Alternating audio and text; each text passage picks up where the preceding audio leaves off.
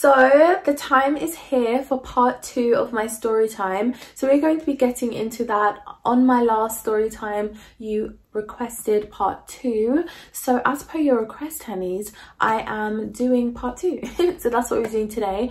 But before we get into that, I wanted to show you my lipstick combination. I'm asked this in every single video, and to be honest, I can't tell you the name of this company because, as you can see, it is not on here anymore. This was just like a small, a kit of lipsticks from like Boots or Superdrug or something, and I will show you the shades of them. So on the outer, first I lined my lips with brown liner, which is a really dark brown, and then I added this literally on top of my liner, so I just go around. And then in the center, I put this pale, it's kind of like a medium, I don't know, nudie pinky. And I put that in the center of my lips. And then I add clear gloss. And that is my lipstick combination. Sometimes I swap this color for TTYL. It's a crayon by Morphe. So sometimes if I want a more vibrant pink in the center, then that's what I do. So I just wanted to share that with you. I'm asked all the time and I'm unable to give you the actual details of this. So ladies, thumbs up and let's get into the video. Continuing on from my last story time, which I'll link in the cards, honey, and I'll also put it in the description box. I, at this point, was going out with this lady, and this was solely on a less strategic basis. Initially, we were going out together because we enjoyed wine tastings and we were going out maybe to dinner together, out for drinks, just to kind of get to know each other more, having girl talk, talking about men, and we had bonded on that because we liked the same kind of guys, and also we bonded because we enjoyed wine tastings. So there were a lot of things that me and this lady had in common. So at this point, she completely fudged up the whole situation, just going to events that we enjoyed together, but a bonus would be if we were able to interact with people like regular human beings, but she took that away from us, honey. So we weren't able to do that. So I had to keep her over here. Okay, I had to compartmentalize her over there. When it came to going to events, and in particular wine tastings, I was still going to those alone. After the escapade that I had going with her, I decided, look, I'm going to continue going to these places solo, you know, so that's what I was doing. So on one weekday evening, we decided to meet up and we went for cocktails. I remember this evening very, very vividly. I actually did a couple of stories and I spoke about what happened that evening in one of my Get Ready With Me videos. Just to give a little bit of backstory about her, I don't know exactly how old she is. She looked older than me. I'm sure she's in her 30s. Where in her 30s, I have no idea. I'm thinking probably at least mid 30s.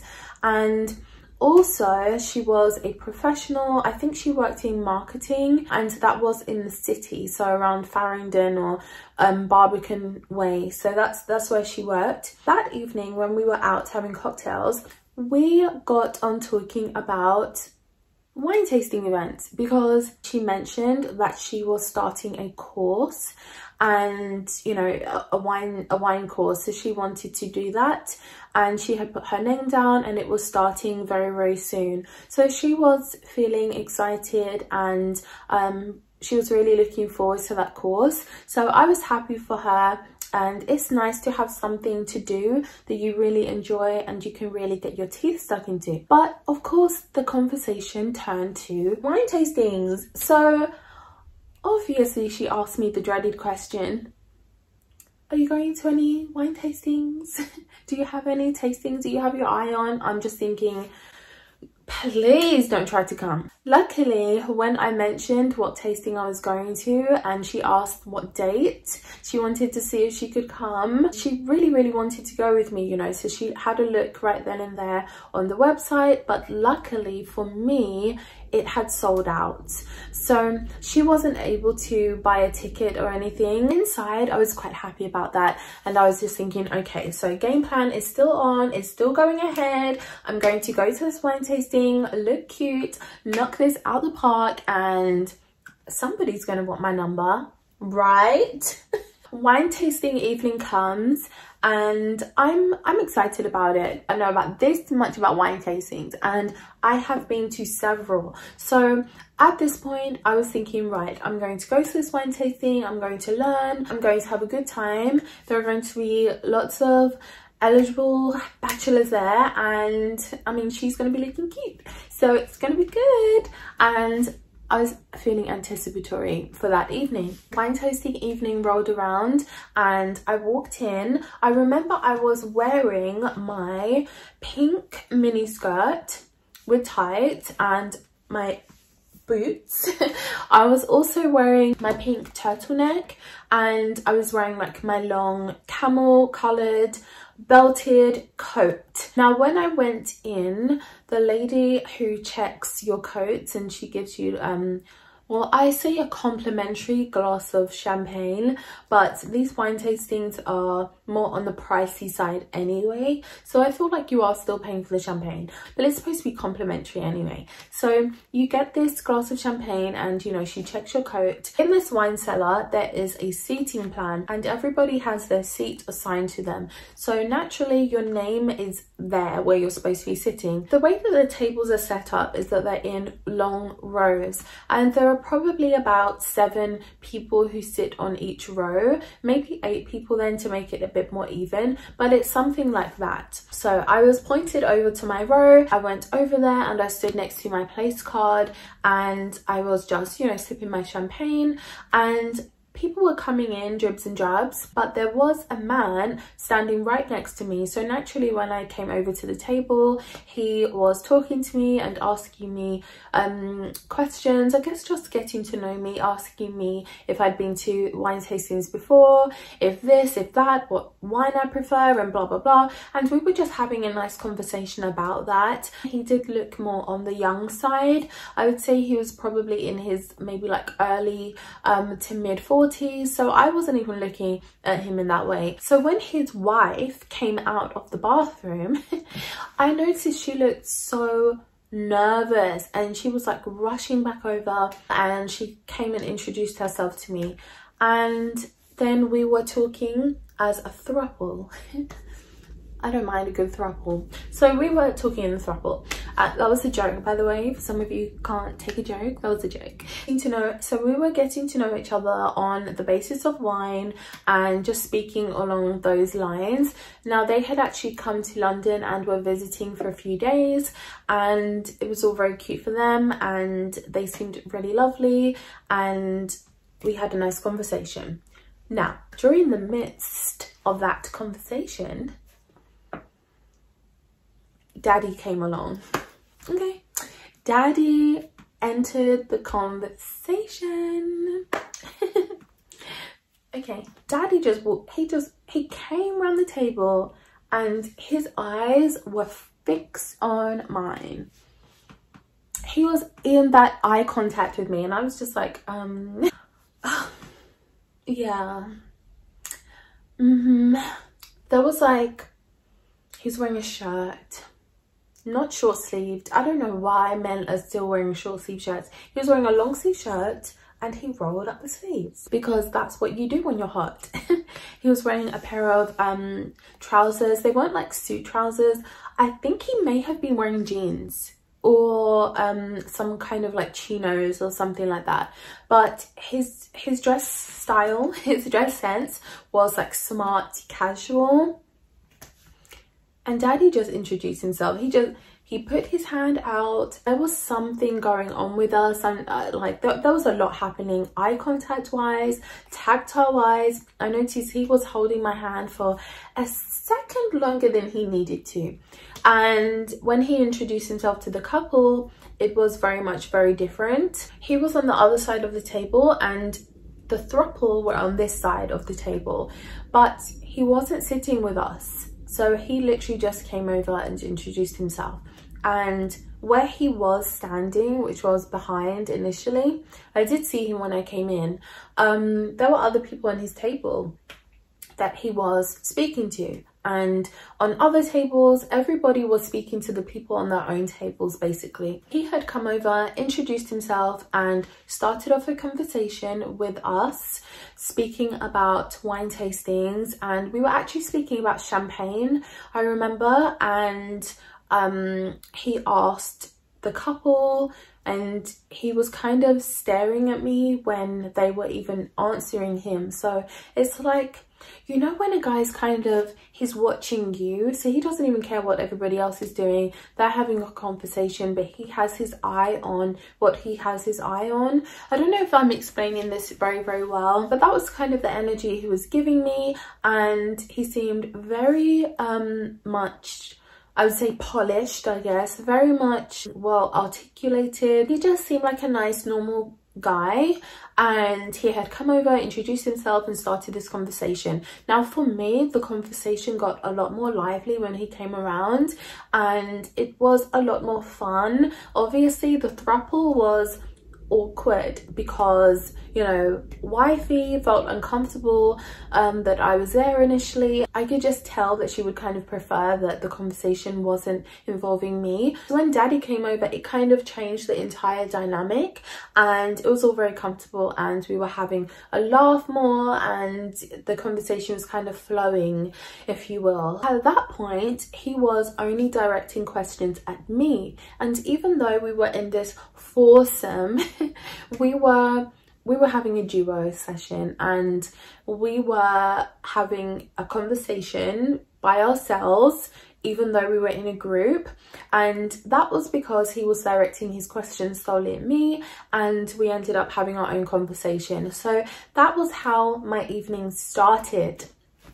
It started off on the right foot, you'd say, right? It started off well. Then the wine tasting was about to commence. So everybody got told to go to their seats if they were not at them already. So Mr. Man, daddy, whoever, he went back to his table, and he was sitting directly behind me. I was engrossed in the wine tasting, and I was just having so much fun.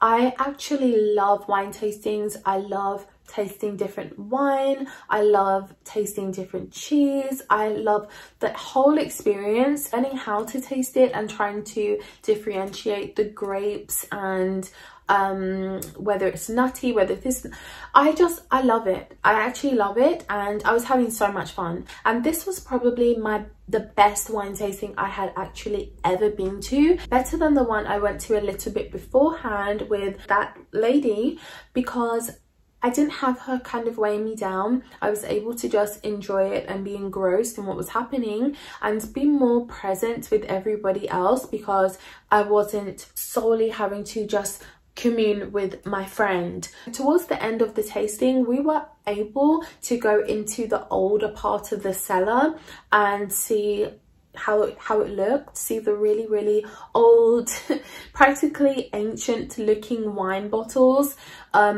filled obviously with red wine, and we were able to do that, and that was really cool. And also the temperature was kept really cold in there, really cold and chilled, to preserve the wine that had been in there for years. Some of it was like 1800 and something, so really old school wine. Now everybody's standing up, and we're about to make our way into that wine cellar to explore more. And when I stood up, I realized that I was kind of tipsy.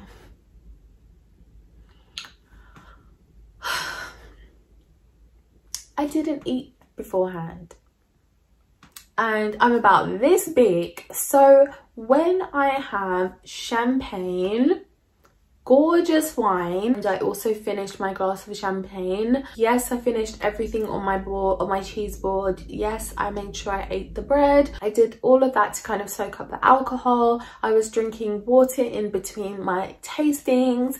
I did all of that stuff, and guess what? I was affected. So I stood up and I realized, okay, I'm fine.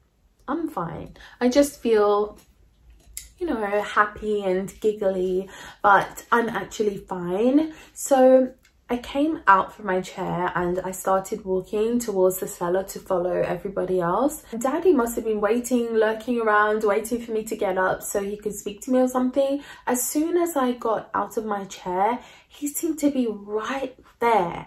And I'm still trying to compose myself.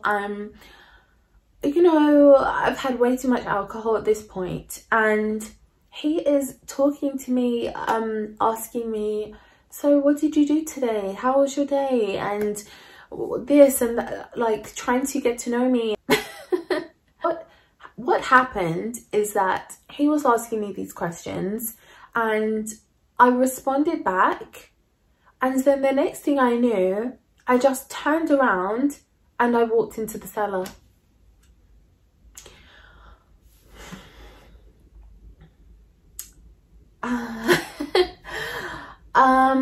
So in essence, he was having a conversation with me and I was not having one back.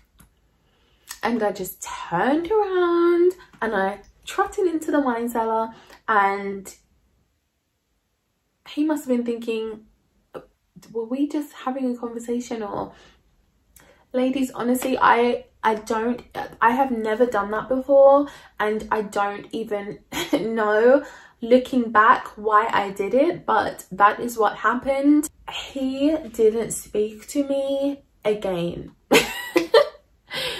Needless to say, I did have this other old guy trying to speak to me and teach me things about the wine cellar. I was asking questions to the lady who was running it, and this man was trying to answer the questions and everything for me. So that was kind of interesting, and he seemed really nice, but I think he was about 75 or something. So that wasn't really my demographic. But I, at that point, seemed to have fudged things up with Daddy. We all made our way out of the old part of that wine cellar, and then we were kind of gathering our things, our notes, and I noticed that this Daddy guy was looking at me.